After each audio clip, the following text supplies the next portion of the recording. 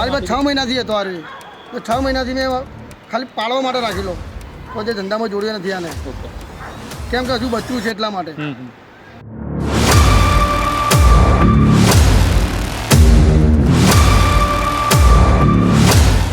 પણ અહીંયા રાતનો ભાગ્યો ને અહીંયા તો બહારનો બળદ એક આખલો છે, એને એવો ઢોર માર્યો ને કે પછી એવું માર્યું તમે ખ્યાલ નહીં, એવા ખવડાવવા આવ્યા ને ત્યારે બળદ ઊભો જ ના થાય.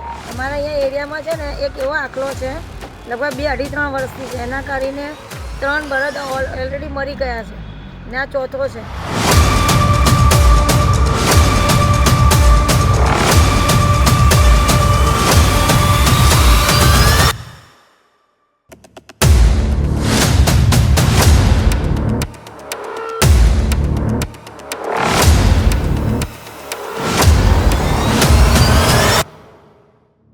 બીજા દિવસે સવારે મેં ડૉક્ટરને બોલાવ્યો, તો પ્રાઇવેટ ડૉક્ટર આવ્યો તો એને બાટલા ચડાવ્યા અને એની દવા આપી, ઇન્જેક્શન માર્યા અને પછી એનો સાજો થઈ ગયો બરાબર. પછી પાછો એનો હરતો ફરતો થોડો થયો પણ લંગાઈ હરતો ફરતો થયો અને પાછો મેં અહીંયા બાંધ્યો તો પાછો એ બળદ બીજો આવી વખત આવીને એ બળદ એને પાછો મારી ગયો. ખરાબ મોત રીતે મરી જાય એના કરતાં સંસ્થામાં આપો તો તમારે ત્યાં સારવાર સારી થાય બરાબર.